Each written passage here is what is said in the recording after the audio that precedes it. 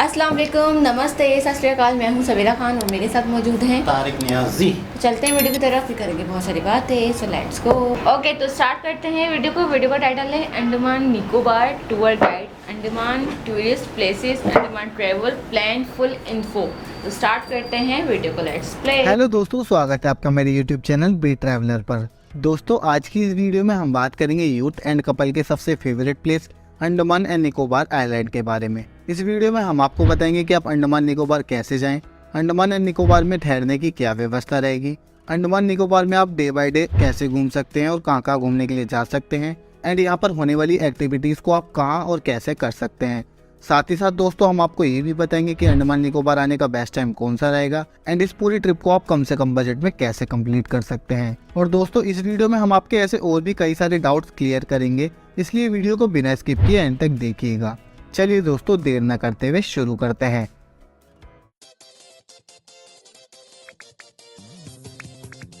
दोस्तों, Andaman and Nicobar island Bengal की खाड़ी में स्थित है एंड हिंद महासागर की जल सीमा से सटा आइलैंड है, जहां पर यूथ से लेकर कपल्स एंड फैमिलीज एंजॉय करने के लिए आते हैं। यहाँ के beaches, adventure activities and beauty को देखने के लिए दुनिया भर से टूरिस्ट यहाँ पर आते हैं। अंडमान एंड निकोबार में जो भी एक बार आता है वह यहाँ से कई सारी लाइफ की बेस्ट मेमोरीज लेकर जाता है। यहाँ पर हनीमून को सेलिब्रेट करने के लिए कई सारे कपल्स आते हैं। सीजन टाइम में तो आलम ये होता है कि अंडमान एंड निकोबार आइलैंड में टूरिस्ट की भीड़ देखने को मिलती है। दोस्तों, अंडमान एंड निकोबार पर ही कई सारे ब्यूटीफुल आइलैंड है, जहाँ पर जाकर आप भी एंजॉय जरूर करना चाहोगे। यहाँ पर कई सारे ऐसे प्लेसेस है जहाँ पर लोग जाना चाहते हैं, जिनके बारे में हम आपको आगे बताएंगे। चलिए दोस्तों, सबसे पहले बात करते हैं कि आप अंडमान एंड निकोबार आइलैंड तक कैसे पहुँच सकते हैं। दोस्तों, अंडमान एंड निकोबार तक पहुँचने के लिए आपको दो ऑप्शन मिलते हैं, जिनमें पहला ऑप्शन फ्लाइट के थ्रू जाने का रहता है एंड दूसरा ऑप्शन क्रूज यानी कि शिप के थ्रू जाने का रहता है। अगर आप फ्लाइट के माध्यम से अंडमान एंड निकोबार आइलैंड तक पहुंचना चाहते हैं तो दोस्तों, अंडमान एंड निकोबार आइलैंड के सबसे नियरेस्ट एंड इकलौता एयरपोर्ट पोर्ट ब्लेयर एयरपोर्ट है, जिसे वीर सावरकर इंटरनेशनल एयरपोर्ट भी कहा जाता है। आपको पोर्ट ब्लेयर एयरपोर्ट तक के लिए चेन्नई या कोलकाता से डायरेक्ट फ्लाइट की कनेक्टिविटी मिल जाती है, जो कि आपको 2 से ढाई घंटे में पोर्ट ब्लेयर एयरपोर्ट तक ड्रॉप कर देती है। एंड दोस्तों, दूसरा ऑप्शन है क्रूज का यानी कि शिप का। अगर आप क्रूज यानी कि शिप के माध्यम से अंडमान एंड निकोबार तक पहुंचना चाहते हैं तो दोस्तों, ये शिप आपको चेन्नई, कोलकाता या फिर विशाखापट्टनम से मिल जाते हैं, जो आपको पोर्ट ब्लेयर तक ड्रॉप कर देते हैं। ये शिप इन जगहों से हर महीने में एक बार चलते हैं, जिनसे पहुंचने के लिए आपको 2 से 3 दिन लग जाते हैं। ये शिप सिर्फ गवर्नमेंट के थ्रू चलते हैं, जिनकी टिकट आप 15 से 20 दिन पहले इनकी गवर्नमेंट वेबसाइट पर जाकर आप इनकी टिकट को बुक करवा सकते हैं। दोस्तों, यहाँ पर पहुँचने से पहले एक डाउट आपका क्लियर कर देता हूँ कि यहाँ पर आने के लिए आपको किसी भी तरह की वीज़ा की नीड नहीं होती है, बिकॉज ये इंडिया की यूनियन टेरिटरी है, इसलिए यहाँ पर इंडियंस के लिए कोई वीज़ा की नीड नहीं पड़ती है। चलिए दोस्तों, अब आप पोर्ट ब्लेयर तक पहुँच चुके हैं, तो अब सबसे पहले बात करते हैं कि आप कहाँ और कितने बजट में ठहर सकते हैं। दोस्तों, ठहरने के लिए आपको अच्छे एंड बजटेड होटल्स गोलघर के आसपास में या फिर जंगली घाट के आसपास में मिल जाते हैं, जो कि आपको यहाँ पर अच्छे एवरेज होटल्स 1000 रुपये से 1500 रुपये तक में मिल जाते हैं। एंड इन होटल्स की एयरपोर्ट से दूरी ओनली 2 से 3 किलोमीटर की रहती है। चलिए दोस्तों, ठहरने की व्यवस्था के बाद अब बात कर लेते हैं कि यहाँ पर खाने पीने की क्या व्यवस्था रहेगी। दोस्तों, खाने पीने की व्यवस्था के लिए आपको पूरी अंडमान एंड निकोबार ट्रिप में प्रॉब्लम्स नहीं आने वाली है, बिकॉज यहाँ पर आपको रेस्टोरेंट इजीली देखने को मिल जाते हैं एंड एक नॉर्मल थाली की कॉस्ट यहाँ पर 200 रुपये से 250 रुपये तक की पड़ती है। चलिए दोस्तों, अब आपको डे बाय डे बताते हैं कि आप अंडमान एंड निकोबार में कहाँ घूमने के लिए जा सकते हैं। दोस्तों, डे 1 में आप पोर्ट ब्लेयर पहुंचकर सबसे पहले Havelock island and Neil island के लिए बोट की टिकट बुक करवाने। इन टिकट की बुकिंग के लिए आपको मरीना जेट्टी के लिए जाना होगा, जहां से आपको हैवलॉक आइलैंड के लिए ट्रिप की तीसरे दिन की टिकट बुक करानी होगी एंड ट्रिप के चौथे दिन के लिए आपको हैवलॉक आइलैंड से नील आइलैंड तक के लिए बोट की टिकट बुक करवानी होगी। एंड 4th डे में आप नील आइलैंड से पोर्ट ब्लेयर तक की वापस की टिकट भी बुक करवा लें। यहीं पर आप एक साथ इन तीनों टिकट्स को बुक करवा सकते हैं। एंड मैरिना जेट्टी से इन तीनों टिकट्स को बुक कराने के बाद आप सबसे पहले सेलुलर जेल देखने के लिए जा सकते हैं, जिसे काला पानी जेल के नाम से भी जाना जाता है। ये सेलुलर जेल ब्रिटिश के टाइम की जेल है, जिसे ब्रिटिशर्स कैदियों को सजा देने के लिए यहाँ पर रखते थे। आज के समय में आपको इसके अंदर काफी सारे कैदियों के स्टैचूज देखने को मिलते हैं एंड यहाँ पर लाइट एंड साउंड शो भी होता है, जिन्हें आप देख सकते हैं। यहाँ पर ये काफी खूबसूरत नज़ारा होता है। सेलुलर जेल की एंट्री टिकट की बात करें तो यहाँ पर 30 रुपए पर पर्सन की एंट्री टिकट रहती है। उसके बाद आप कॉर्बिन्स कोव बीच के लिए जा सकते हैं। कॉर्बिन्स कोव बीच पोर्ट ब्लेयर के सबसे फेमस बीचेस में से एक है, जहाँ पर कई सारे वाटर एक्टिविटीज भी आपको देखने को मिलते हैं। लेकिन मैं आपको रिकमेंड करूंगा कि आप यहाँ पर छोटी मोटी ही वाटर एक्टिविटीज करें, बिकॉज आगे आने वाले प्लेसेस पर आपको अच्छी वाटर एक्टिविटीज देखने को मिलेंगी जिन्हें आप वहाँ पर कर सकते हैं। एंड दोस्तों यहाँ पर आप बीच पर नारियल पानी को भी इंजॉय कर सकते हैं। दोस्तों पोर्ट ब्लेयर में आप इन सभी प्लेसेस को कवर करने के लिए ऑटो या टैक्सी की बुकिंग करके इसकी साइट सीइंग कर सकते हैं। ये थोड़ा एक्सपेंसिव ऑप्शन रहेगा। दूसरा ऑप्शन है कि आप इन प्लेसेस पर विजिट करने के लिए अपने होटल्स के पास से ही स्कूटी रेंट पर ले सकते हैं, जो कि आपको 500 रुपए से 600 रुपए पर डे के हिसाब से मिल जाती है। एंड आप डे 1 में टिकट बुक करवाने के बाद एंड इन प्लेसेस पर घूमने के बाद आप अपने होटल में रेस्ट करने के लिए वापस आ सकते हैं। और दोस्तों नेक्स्ट डे यानी कि डे 2 में आप रोज आइलैंड के लिए जा सकते हैं। ये एक खूबसूरत आइलैंड है जिसे आज के समय में नेताजी सुभाष चंद्र बोस द्वीप के नाम से जाना जाता है। आपको यहाँ पर पहुंचकर काउंटर से टिकट लेनी होती है, जो कि 30 रुपए पर पर्सन की रहती है। एंड रोज आइलैंड के अंदर आपको खूबसूरत दृश्य दिखाई देते हैं। यहाँ की हिस्ट्री को भी यहाँ पर दर्शाया गया है। एंड आप यहाँ पर पुराने गवर्नमेंट हाउसेस को भी देख सकते हैं। एंड हाँ, आपको यहाँ पर काफी सारे हिरन भी देखने को मिलेंगे। दोस्तों रोज आइलैंड की पूरी साइट सीइंग अगर आप बैटरी कार के थ्रू करना चाहते हैं तो आपको इसमें 80 रुपए पर पर्सन की टिकट लेनी होगी। अदरवाइज आप इसको पैदल भी एक्सप्लोर कर सकते हैं। 1 से 1.5 घंटा लगता है इसको पूरी तरह से एक्सप्लोर करने में। अगर बात करें कि आप पोर्ट ब्लेयर से रोज आइलैंड तक कैसे पहुंचे, तो आप Rajiv Gandhi water sport complex पहुंचकर वहां से रोज आइलैंड तक पहुंचने के लिए बोट की टिकट की बुकिंग करवा सकते हैं। यहाँ से रोज आइलैंड की टिकट के चार्जेस 370 रुपए पर पर्सन के हिसाब से रहते हैं।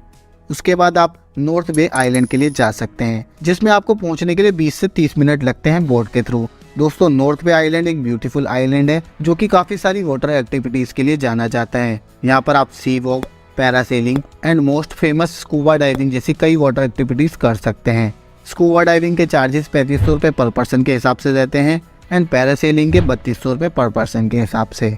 दोस्तों इसकी टिकट भी आप सेम तरीके से Rajiv Gandhi water sport complex पहुंचकर वहां से इसकी टिकट बुक करवा सकते हैं, जो कि 570 रुपए पर पर्सन के हिसाब से रहती है। एंड दोस्तों आपके पास एक और ऑप्शन रहता है। अगर आप इन दोनों प्लेसेस पर एक दिन में ही घूमना चाहते हैं तो आप इन दोनों आइलैंड पर घूमने के लिए एक ही साथ की टिकट बुक करवा सकते हैं, जो कि 770 रुपए पर पर्सन की रहती है। रोज आइलैंड पर घूमने के लिए आपको 1 से 1.5 घंटे के आसपास का समय मिलता है, जो कि रोज आइलैंड को एक्सप्लोर करने के लिए काफी रहता है। एंड ध्यान रखिएगा दोस्तों, अगर आप इन दोनों प्लेसेस पर एक ही दिन में विजिट करना चाहते हैं तो आप ओनली सुबह 8 बजे से दोपहर के 2 बजे तक विजिट कर सकते हैं। एंड अगर आप सिंगल रोज आइलैंड पर विजिट करना चाहते हैं तो आपके पास पूरे दिन का समय है, आप किसी भी समय विजिट यहाँ पर कर सकते हैं। दोस्तों मेरे हिसाब से आप इन दोनों प्लेसेस पर विजिट करने के लिए एक साथ वाली टिकट ही बुक करें। इनकी टिकट आपको राजीव गांधी स्पोर्ट कॉम्प्लेक्स से मिल जाएगी। अगर यहाँ पर आपको भीड़ देखने को मिलती है या फिर आपको यहाँ पर से टिकट नहीं लेनी है तो आपके पास एक और ऑप्शन रहता है ऑनलाइन टिकट बुकिंग का।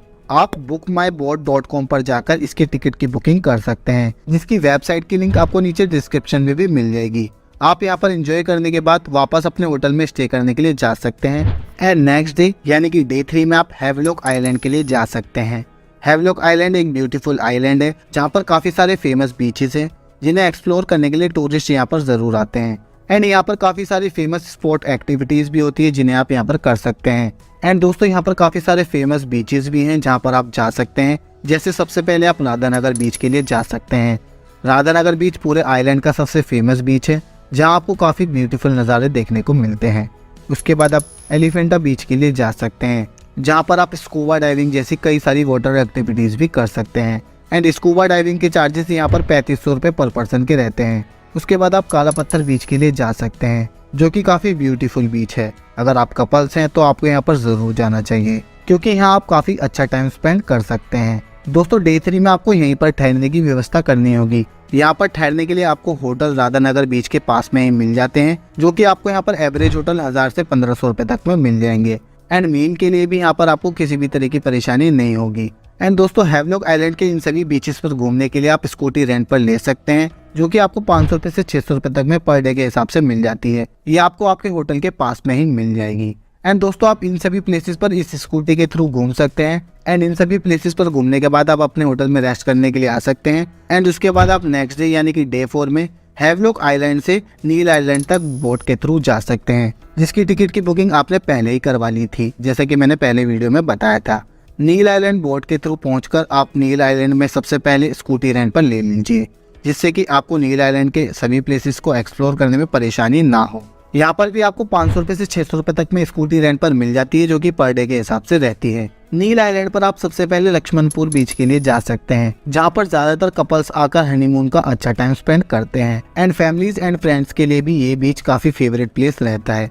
एंड यहाँ पर भी आपको कई सारी वाटर एक्टिविटीज देखने को मिलती है, जहाँ पर आप इन एक्टिविटीज को भी कर सकते हैं। उसके बाद आप भरतपुर बीच के लिए जा सकते हैं। ये भी एक ब्यूटीफुल बीच है, जहाँ पर आप अपनी फैमिलीज एंड फ्रेंड के साथ काफी एंजॉय कर सकते हैं। यहाँ पर आप ब्यूटीफुल पिक्चर्स को भी क्लिक कर सकते हैं। यहाँ पर काफी देखने लायक नज़ारा होता है। एंड उसके बाद आप सीतापुर बीच के लिए जा सकते हैं, जो कि नील आइलैंड के सबसे फेमस एंड फेवरेट बीचेस में से एक है, जहाँ पर आप जरूर जा सकते हैं। एंड दोस्तों, इन सभी बीचेस पर घूमने के बाद एंड नील आइलैंड पर अच्छे से टाइम स्पेंड करने के बाद आप इवनिंग में वापस पोर्ट ब्लेयर के लिए जा सकते हैं, जो कि बोट के थ्रू आप जाएंगे, जिसकी टिकट की बुकिंग आप डे 1 में ही करवा चुके थे।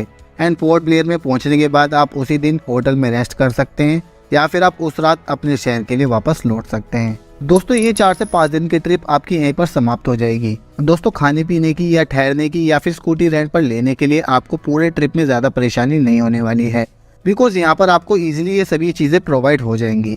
अगर बात करें कि यहाँ पर आने का बेस्ट टाइम कौन सा रहेगा, तो आप यहाँ पर मानसून के समय को छोड़कर किसी भी टाइम आ सकते हैं, जैसे कि आप सितंबर से लेकर मई के एंड तक आ सकते हैं। इस समय यहाँ पर काफ़ी अच्छा मौसम आपको देखने को मिलेगा।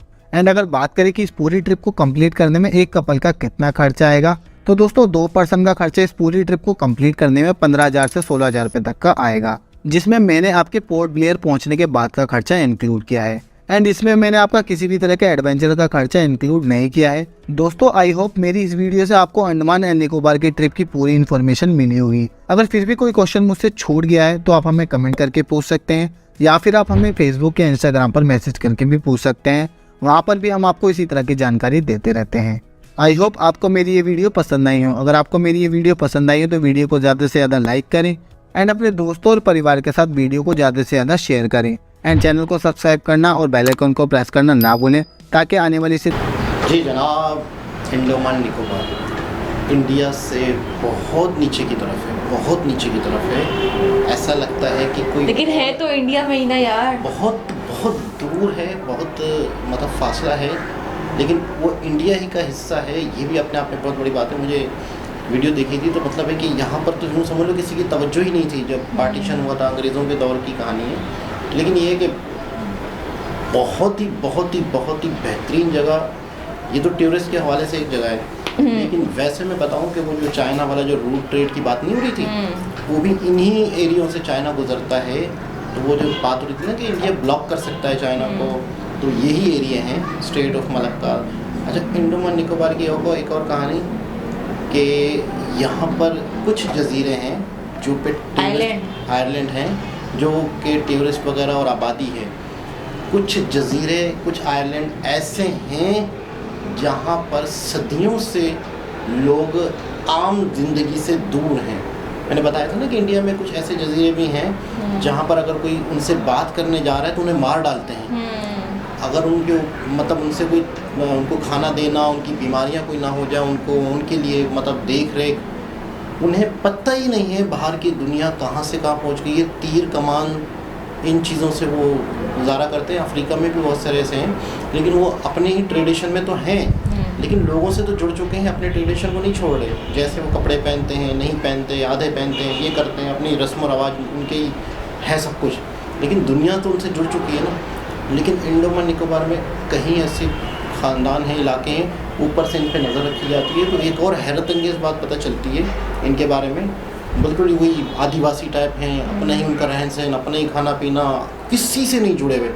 कोई आए तो उन्हें ख़त्म कर देते। तो ऐसे बहुत से वाक़यात हुए। कई दफ़ा कोशिश की गई, इनको नारियल वारियल दिए, उन्होंने लिए भी सही, फिर दूसरी दफ़ा गए तो उन्होंने तीरें चलाना शुरू कर दी। यानी एक दफ़ा ले लिए तो शायद फिर उन्होंने आपस में तय किया होगा कि नहीं यार खतरनाक है, खतरनाक, क्या पता किसी मकसद की वजह से आ रहे हो, कुछ मकसद होगा इनकी, अपनी लैंग्वेज होगी, उनकी अपनी ज़िंदगी। जो मतलब इस दौर में भी तस्वर करो कितनी हैरत होती है कि वो क्या सोचते हैं हमें नहीं पता, यहाँ क्या हो रहा है उन्हें नहीं पता।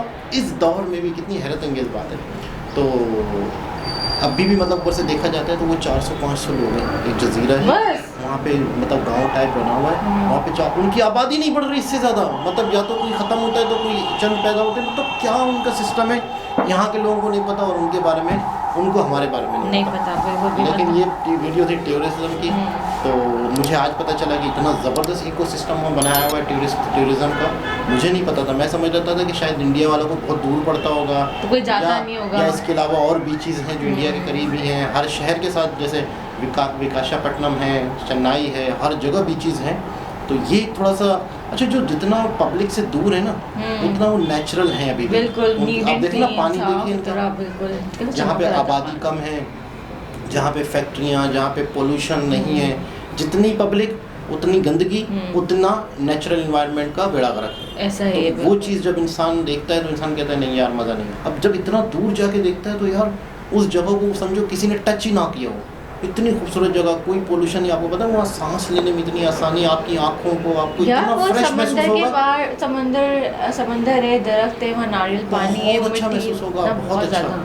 आप एक हफ्ता 2 हफ्ता समझो ज़िंदगी की सारी परेशानियों से दूर होकर बंदा जाए, वाकई बंदा फ्रेश होकर, और एक एक घंटा, एक एक पल, यार वहाँ गए थे यूँ हुआ था, यार वहाँ बंदर आया था, वहाँ यूँ हुआ था, हमने मछली, एक एक पल याद रहता है। कहीं आप इस भीड़ भाड़ से निकल के कहीं भी जाए ना, तो आपको वो एक एक पल याद रहता है, ये किया था, वो किया था, यूँ था, वो उसने यूँ किया था, उसने वो किया था।